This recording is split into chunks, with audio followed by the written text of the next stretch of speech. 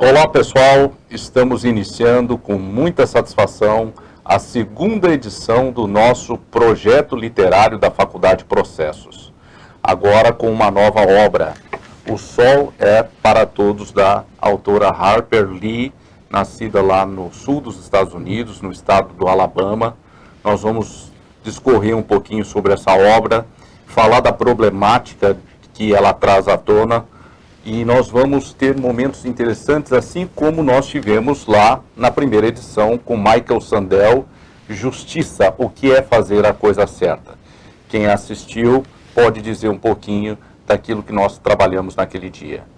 Então vamos lá, apresentando essa obra, né? A autora, ela ganhou o prêmio Pulitzer já um ano após a publicação desta obra magnânima aí, que trouxe grande repercussão nos Estados Unidos da América. Então, só para que vocês tenham ideia, O Sol é para Todos foi considerado pela Library Journal o melhor romance do século XX. Então, exagero ou não, é essa a realidade. E a Modern Library trouxe o livro na listagem dos 100 melhores livros desde o ano de 1900. Então, eu também tenho o prazer aqui de ter a meu lado o professor Marcelo Valle e à minha esquerda a professora Fernanda. Sejam muito bem-vindos. Eu estou muito grato por vocês terem recebido esse convite nosso com muito entusiasmo, tá bom? Eu acho que nós vamos ter momentos para uma discussão aqui profunda sobre essa obra, como eu já disse, que atingiu uma repercussão enorme nos Estados Unidos da América, tá bom? Então, já iniciando esse primeiro bloco, eu queria saber da Fernanda sobre o que trata esse livro. Primeiramente, muito obrigada, Rodrigo. É sempre um prazer poder debater obras tão interessantes. E O Sol é para Todos, não à toa, ele é um livro tão famoso, tão lido nos Estados Unidos, mas ele conta uma história que se passa ali em 1932, o município fictício de Macon, que por uma tradução literal ali poderia ser Pode Pentear, que alguns críticos falam que faz uma alusão ao racismo, ao cabelo crespo do negro, e é narrado por uma personagem que provavelmente é uma personagem autobiográfica da autora, que é a Scott, que quando ela tinha ali 6 anos. Então narra tanto a infância, como era a infância no sul dos Estados Unidos, na década de 30, e ela tem um pai que é advogado, que é o Atticus, e a história ali, digamos que ela tem duas frentes, né? A principal, o clímax da história é o julgamento do Tom Robson, que é um homem negro acusado de violentar uma mulher branca. E a Scott narra como era para uma menina branca, como foi crescer nesse estado, e você vai lendo a história e você vai percebendo como ela também foi percebendo o racismo, como aquele racismo foi sendo lido por ela. Ela narra as aventuras ali de criança, as crianças ali mais próximas dela seriam o Jen, que é o irmão mais velho, e o Jill, que é um vizinho. Inclusive muitos críticos aí dizem que ele é baseado no Capote, né, que era vizinho dela na vida real, que foi autor de Bonequinha de Luxo, A Sangue Frio. E essas três crianças, elas fazem o que crianças fazem normalmente, né? Brincadeiras ali, aquelas brincadeiras de rua, aquelas aventuras, até que eles começam a, digamos, infernizar a vida de um vizinho, que provavelmente por problemas mentais era mantido preso pelo pai. Ele tinha atacado um homem mais novo com uma tesoura quando era mais jovem, e para ir no manicômio, para não ir, né, para o manicômio, o pai o trancou em casa. E esse cara nunca saía de casa. E é muito legal porque você vai vendo a construção das crianças, como o preconceito também é algo quase que natural, porque enquanto o racismo ele é construído socialmente, essas crianças elas vão descobrindo o racismo, o preconceito com o vizinho, com o desconhecido, ele vai sendo criado ali na fantasia das crianças. E esses dois personagens, tanto o Bob, que era o que estava ali na casa, o vizinho, como o Tom Robson, eles vão sendo subjugados durante a história, eles vão sofrendo, você vai percebendo a injustiça que é feita com esses dois, e no final, digamos que há uma redenção, assim, dos dois, e você percebe, de fato, como todo mundo estava errado sobre aquelas duas pessoas. O julgamento, como ele se dá, né, o Atticus, que é o pai da Scout, ele é nomeado para defender o Tom Robson. E o Atticus, ele tem uma atitude muito nobre e muito responsável de fazer a defesa daquele homem como qualquer defesa que ele faria. E como ele aceita esse caso e começa a se empenhar nesse caso, a sociedade começa a atacá-lo e atacar as crianças, atacar os filhos. E tem uma parte muito bonita que o Atticus fala, né, para aquelas crianças, principalmente para a Scout, que já tinha brigado na escola por conta disso, porque falaram que o pai dela era um defensor de negros. O pai dela fala para aquelas crianças não aceitarem nenhuma ofensa, não enfrentarem isso e caminharem de cabeça erguida, porque o pai estava fazendo apenas a obrigação. E no julgamento, toda a trama do julgamento, durante a trama do julgamento, você percebe que há ali um racismo sistematizado, até porque naquela época você tinha as leis segregacionistas, principalmente ali no sul, né, os negros assistindo o julgamento de cima, os brancos ali assistindo no térreo, totalmente separados, e durante o julgamento, a gente não quer nem dar muito spoiler, né? Mas o Atticus, ele é brilhante, porque ele vai fazendo as perguntas para as duas testemunhas ali, que seriam o xerife e o pai da vítima, da Mayela, no sentido de quais eram os ferimentos que a Mayela tinha quando o pai a encontrou. E fica muito claro que ela tinha um olho roxo, né, no lado direito, o olho direito estava roxo, e o pescoço dela tinha marcas. E quando chega a hora do Tom dar o depoimento, o Atticus mostra, né, ele levanta e todo mundo percebe que ele tem o braço esquerdo inutilizado, atrofiado, porque ele havia sofrido, né, um acidente numa máquina de algodão quando ele tinha 12 anos, e ali fica muito claro que ele não poderia ter causado aqueles ferimentos. Até que ali nas razões finais, alegações finais do Atticus, a teoria da defesa, a tese da defesa, é de que o pai de Mayela tinha agredido quando a viu beijando o Tom. E o Tom narra, fala que ele sempre ajudava gratuitamente. Inclusive, em um dado momento, perguntam por que você ajudava sempre, né, a desmontar cômodo, a arrumar portas, de forma gratuita. E talvez a frase mais perigosa, e talvez a frase que tenha o condenado, foi ele ter dito que ele ajudava por compaixão. E todo mundo fica muito assustado. Como um homem negro ousa ter compaixão de uma mulher branca.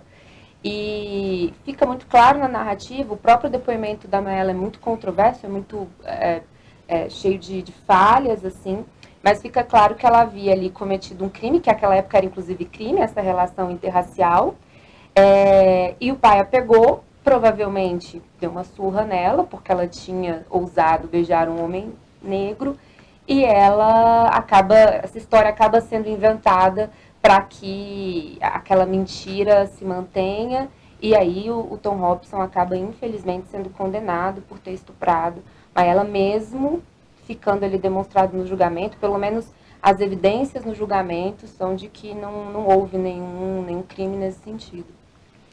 Muito obrigado.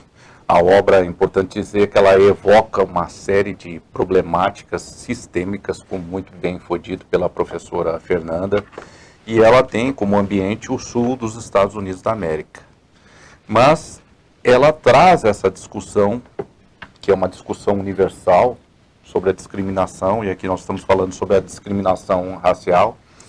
E eu queria saber, professor Marcelo, como nós podemos trazer esses assuntos aqui para o nosso contexto no Brasil. Porque eu julgo essa uma obra universal, ela chegou a ser proibida em diversos estados norte-americanos.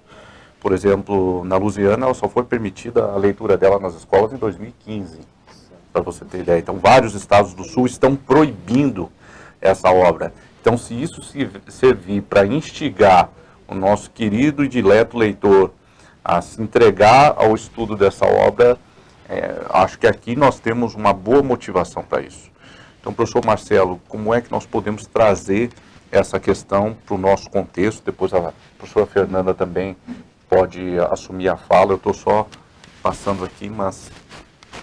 Em primeiro lugar, também muito obrigado pelo convite, por participar, né, desse projeto literário que é muitíssimo bem conduzido e é de enorme importância, né? No Brasil nós temos, lamentavelmente, uma tradição de leitura reduzida, né? O Brasil, entre os países da América do Sul, ele é um dos que tem a menor taxa média de leitura por habitante. E o livro, ele se adequa muito à nossa realidade, porque ele mostra com muita sutileza, né, como falou a professora Fernanda, ele descreve o início, né, uma criança sendo apresentada às circunstâncias do mundo. Então, a primeira parte do livro, ela descreve os costumes, o clima. Pela primeira vez em décadas tinha nevado naquela região. Então, assim, como são as coisas da vida. E aí ela aprende uma coisa que as nossas crianças muitas vezes aprendem, que o racismo é uma parte natural. Ela é criada dentro dessa perspectiva. O racismo é uma parte da vida, assim como o clima, assim como o tempo, assim como a pobreza. E muitas vezes no Brasil, a gente verifica uma situação semelhante, né? É um racismo estrutural. É interessante como a maneira elegante como a Harper Lee coloca isso até a partir do título do livro. A obra ela foi traduzida para o português como O Sol é para Todos, porque quando foi feito o filme, o ator que representa o Atticus, o advogado, é o Gregory Peck. E ele havia feito, alguns anos antes, um filme que foi traduzido para o português como A Luz é para Todos. Então quiseram aproveitar para fazer referência a ele, mas o título original em inglês é To Kill a Mockingbird. Seria Matar um Passarinho. Mas o interessante é ela escolher exatamente o Mockingbird, né? Porque na tradução para o português ficou uma coisa como, algumas traduções colocaram como sabiá, outras colocaram como rouxinol, porque fizeram referência ao belo canto da ave. Mas, na verdade, quer dizer, o Mockingbird, a tradução mais precisa seria um tordo americano, que como é uma ave nativa da América do Norte, não faria muito sentido colocar tordo em português. Então, sabiá ou rouxinol. Mas o tordo, ele é considerado uma das, dentre as aves nativas americanas, a que tem o canto mais belo. E também é uma ave que consegue imitar o canto de outras aves. Daí o mocking, quer dizer, que vem do to mock no inglês, que é imitar. E aí também é uma referência ao racismo. Quer dizer, será que o negro, para se enquadrar na sociedade, ele está sujeito a ter que simplesmente se adaptar, se ajustar ao comportamento do branco? É isso que se espera dele? E aí por que o título, né, o Matar um Passarinho? Porque a referência é que em determinado momento, no livro, o Atticus fala, ele dá uma espingarda de presente para os filhos, reflete o espírito da época. Ele é contrário, ele é um exímio atirador, e nem os filhos sabiam.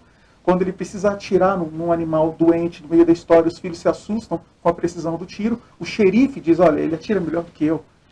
Né? Mas quando o pai deles dá a espingarda aos meninos, ele diz, olha, eu preferia que vocês atirassem apenas em latas. Mas como eu sei que vocês não vão se aguentar, vocês vão acabar atirando em passarinhos, não atirem no Mockingbird. É um pecado matar um Mockingbird. Aliás, é uma conotação muito interessante, porque o sul dos Estados Unidos tem uma tradição religiosa muito intensa.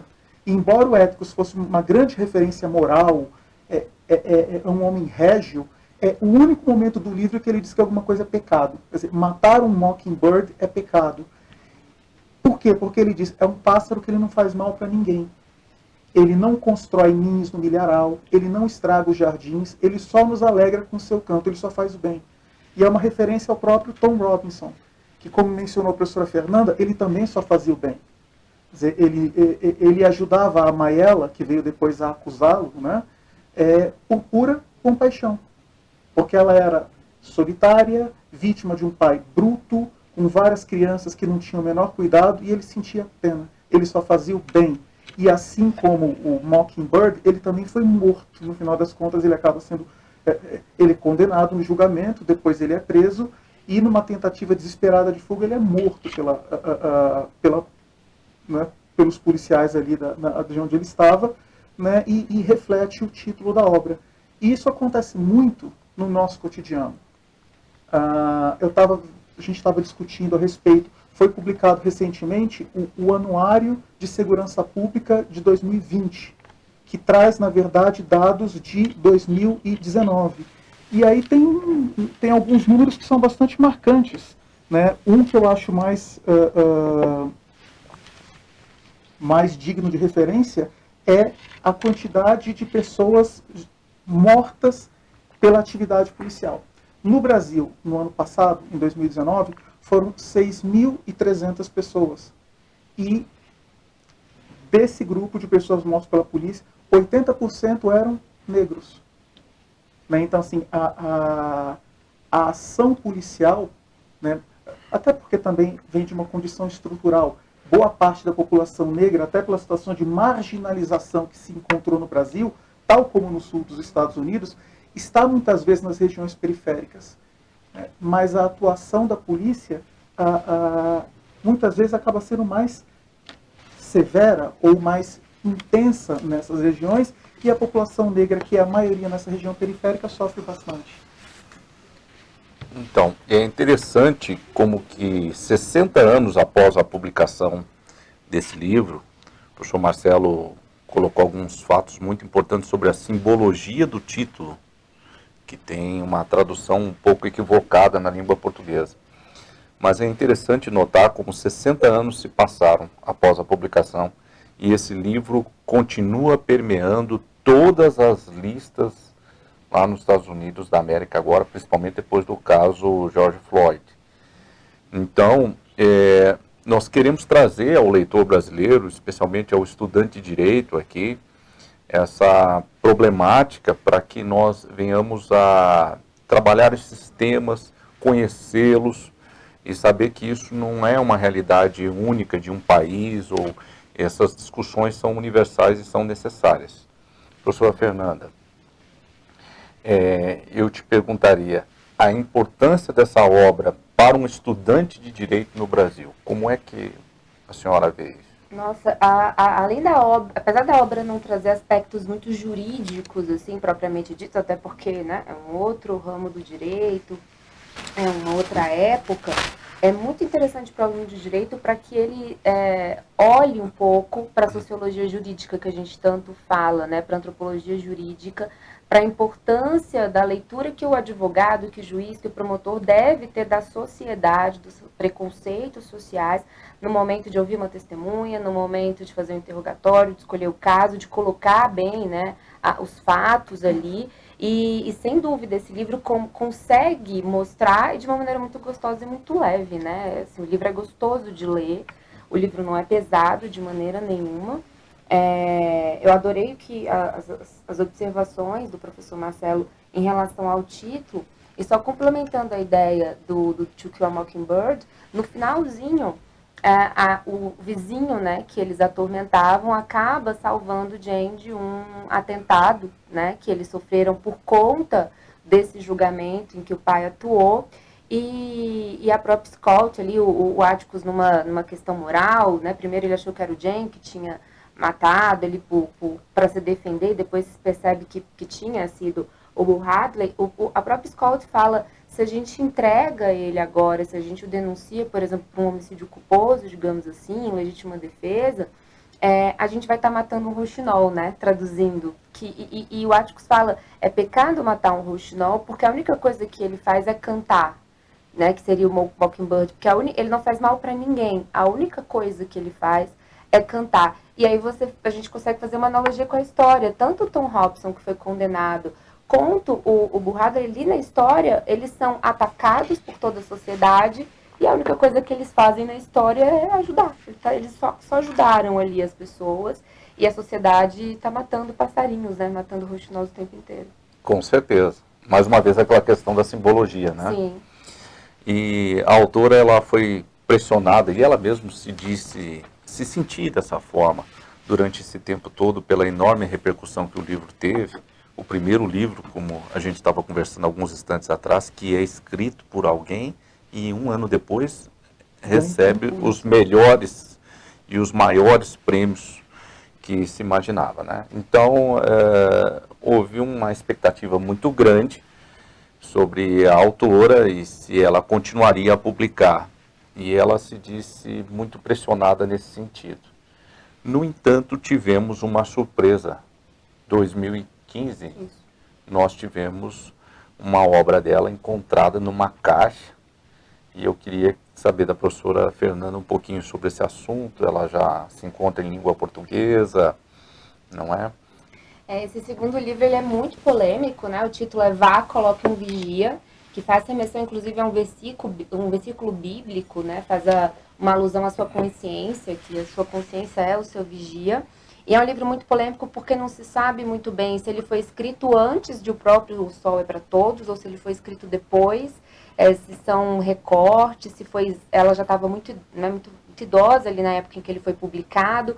Não se sabe se ela cuidou diretamente dessa publicação, dessa realização, mas o fato que ele, cronologicamente, é a continuação dessa história. O segundo livro me impactou mais como leitora, porque é o retorno da Scott para Macomb. Ela vai para Nova York estudar Direito, e nas férias ela retorna para a cidade e tem contato com uma sociedade que não mudou em praticamente nada, que continua racista. Se a gente for pensar ali, né, final dos anos 50, quando ela retorna, você tem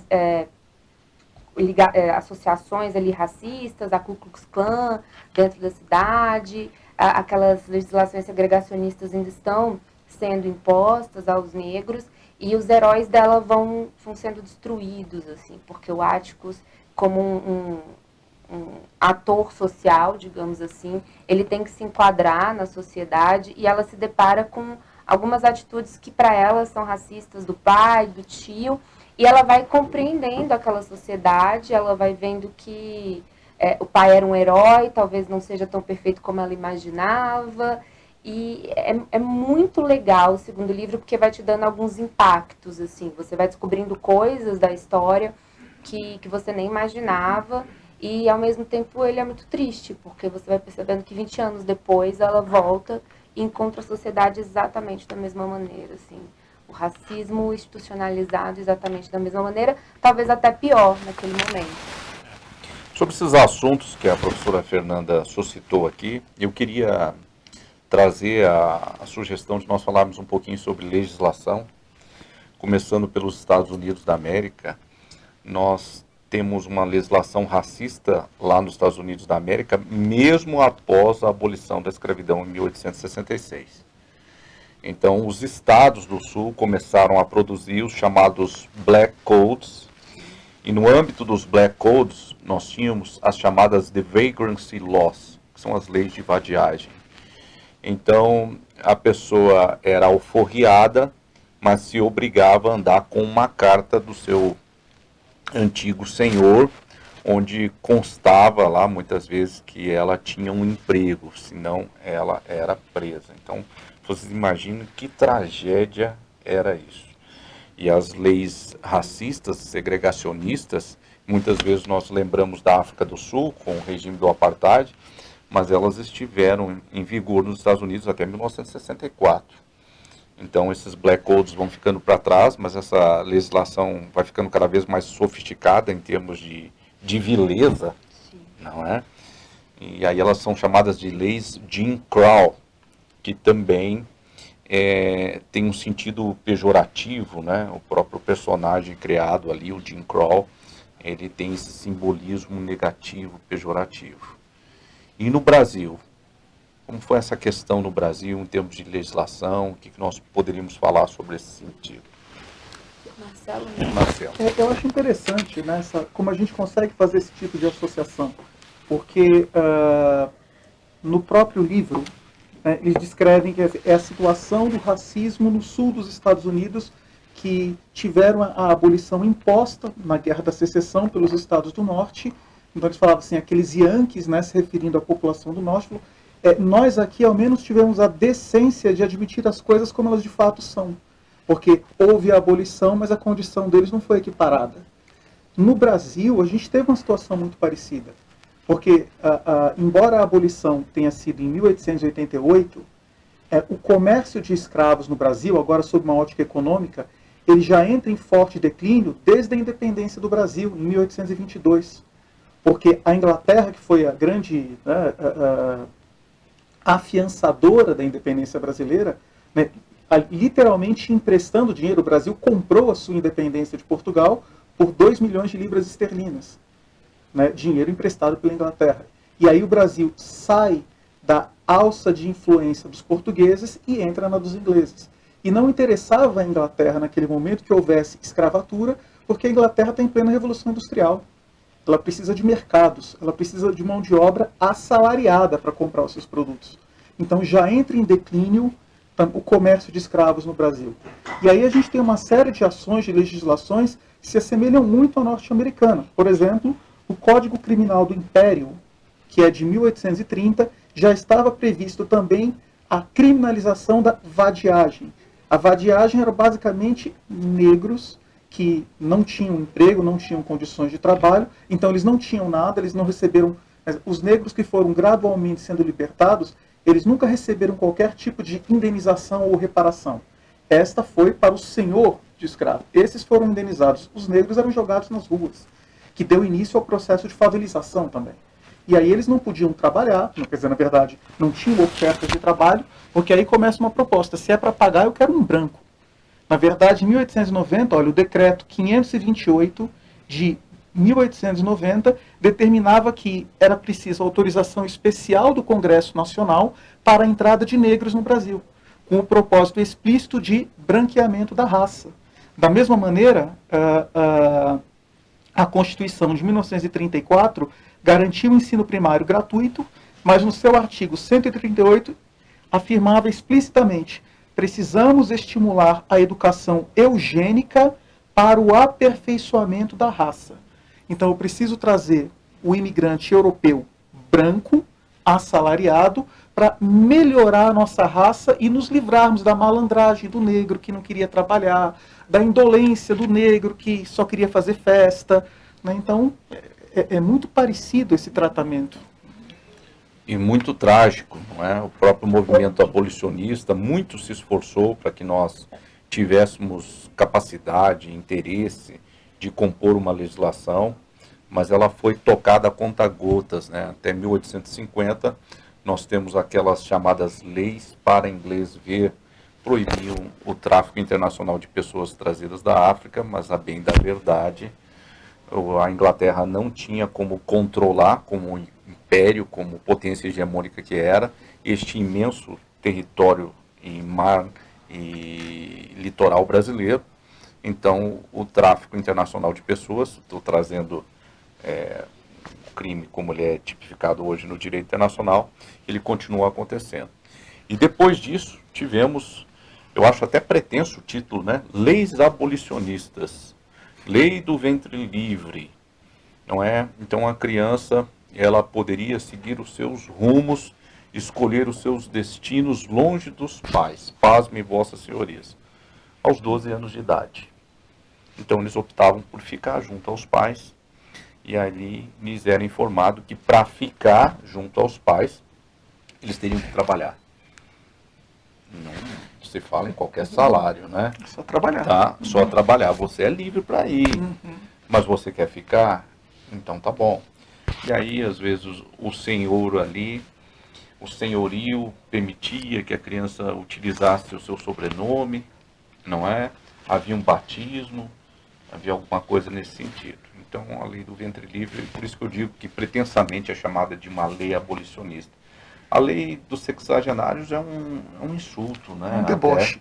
É um deboche, porque o escravo tornava-se forro aos 60 anos. Se chegasse até lá, né? Se chegasse lá com uma expectativa de vida bem baixa, tá? Nós não temos os dados sobre isso, nós não tínhamos um IBGE, mas imagina-se que a expectativa de vida era muito baixa. de uma pessoa submetida a trabalhos forçados, que exauriam as suas condições físicas, fisiológicas. Então, aos 60 anos, ele poderia se considerar forro, desde que ficasse mais 3 anos ali na fazenda, trabalhando, sob supervisão dos seus senhores, tá, sob os auspícios deles, ou seja, continuasse na condição de escravo. E aos 64 anos de idade, então, no 4º ano após isso, aí sim ela poderia seguir o seu rumo na vida, ou buscar uma outra coisa, construir e tentar materializar os seus sonhos, os seus desejos como ser humano. Então, por isso que eu sempre considero essas leis abolicionistas, como elas são trabalhadas assim, sob essa terminologia, algo bastante equivocado, que precisa ser revisto a toda hora, não é? E já nesse sentido, eu queria perguntar aos senhores, em termos de legislação, eu acho que nós temos algum avanço aí. Então, a partir de 98, nós tivemos a construção de um direito quilombola, né? Eu acho que são 2 milhões de quilombolas no Brasil, então é alguma legislação já que está surgindo. Eu acredito que a legislação não é capaz de resolver todas as mazelas que atormentam a sociedade, mas ela é um primeiro passo. Temos o Estatuto da Igualdade Racial, também é um outro passo importante que a gente está dando para atingir um outro contexto, uma outra significação como sociedade. Né, porque é mais do que necessário que isso seja feito. Tá bom? Que vocês tenham a colocar ainda sobre qualquer assunto que vocês quiserem. Eu acho que para ler esse livro é muito interessante que o aluno ele se lembre, tente entender também como que a legislação racial nos Estados Unidos ela foi construída, né? E a base disso foi ali a Guerra Civil, de 1861 a 1865, entre os estados do Sul, os confederados, que tinham aquele sistema do plantation, latifúndio, monocultor, com base na mão de obra escrava, contra ali a União, que seriam os estados do Norte, que tinham percepções completamente diferentes em relação à escravidão. É óbvio que a Guerra Civil teve outros motivos, mas a questão da abolição da escravidão foi um dos estopins, digamos assim, para a Guerra Civil. E após a Guerra Civil, em 1865, a gente tem a emenda, a 13ª emenda, que é a famosa emenda, que reconhece né, de fato, reconhece a liberdade dos negros, mas ela traz um salvo no final que até hoje é muito criticado. Ela fala que ninguém poderia ser colocado num sistema de servidão forçada, salvo se fosse por consequência de um crime. E essa possibilidade de colocar alguém em servidão por consequência de um crime é até hoje, né, muito criticado nos Estados Unidos por conta do encarceramento e dessa política de encarceramento dos negros norte-americanos. Logo depois que a escravidão ela de fato é abolida nos Estados Unidos, como o professor Rodrigo falou, nós temos as leis ali, o Jim Crow, que trazem, regulamentam essa segregação. Digamos, um golpe, né, muito pesado em 1896, é a Suprema Corte afirmando ali que essas leis são constitucionais, o famoso separados mas iguais.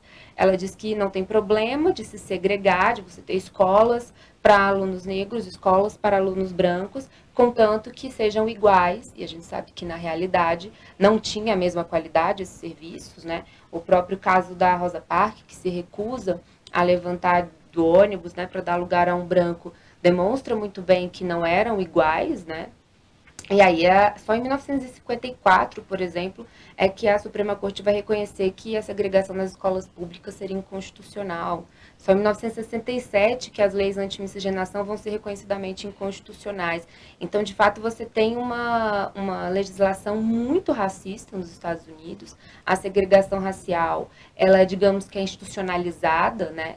E quando a gente vai estudar racismo, é bem interessante a gente perceber como o Estado, o direito e às vezes até a ciência com racismo científico tem um papel importante para que esse racismo ganhe força na sociedade, né? O direito, a Suprema Corte legitimando essas legislações, o Estado abarcando, né, essa segregação e aí, né, infelizmente, com racismo científico, às vezes a própria ciência criando teorias de supremacia branca. Funestas, né?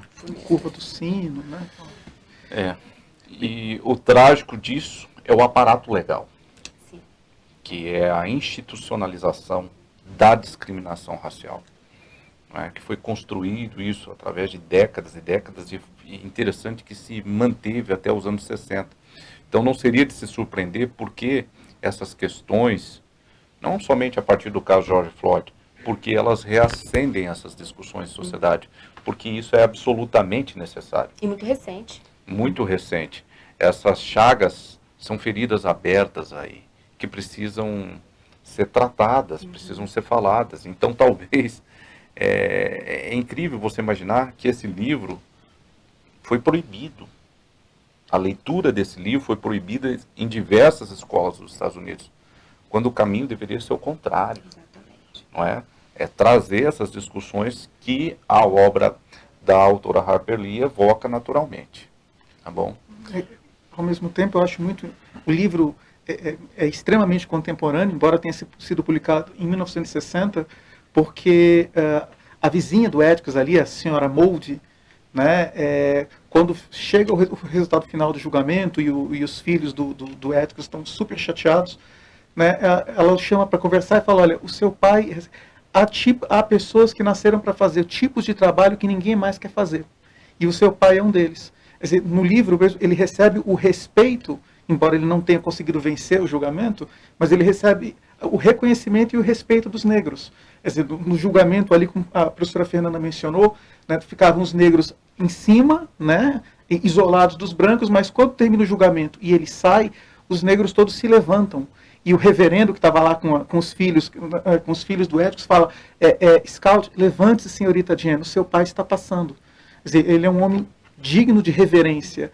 E a senhora Mould fala, você acha que foi por acaso que o juiz Taylor escolheu você para defendê-lo? Quer dizer, ele foi condenado, mas a deliberação durou horas. Né? Isso já é um primeiro passo. A gente vê isso também, né? Como esse debate é recente, como é contemporâneo, estas eleições que a gente acabou de encerrar foram as primeiras que foram estabelecidas cota para candidatos negros e aumentou a representação deles nas câmaras municipais, sejam como prefeitos, sejam como vereadores. Então, a partir desse aspecto jurídico e normativo, a gente consegue se aproximar de um modelo de sociedade que está mais próximo ao que a gente imagina que seja o ideal, que seja o adequado. As próprias cotas, a UNB iniciou o sistema de cotas, salvo engano, em 2004. Hoje, ou seja, 16 anos depois, nós já temos uma equiparação e às vezes alguns semestres entram mais alunos pardos e negros do que brancos, né? Naquela época isso era muito díspare, era visível, assim. Eu entrei na UNB, inclusive, em 2005, e eu via a universidade enegrecer, assim, era muito visível como isso aconteceu. E fruto da legislação, naquele caso não foi uma legislação, mas hoje o sistema de cotas é constitucional, inclusive reconhecido pelo STF. Muito bem. Eu deixo a dica para todos vocês que queiram conhecer a obra da Harper Lee, O Sol é para Todos. Nós já falamos do título, é assim que saiu em português. Nós temos, além do projeto literário, o projeto Cinemateca. Nós sempre estamos escolhendo aí um filme que traz questões de caráter jurídico para serem discutidas. E então, eu deixo um abraço a todos. Meu muito obrigado, professor Marcelo.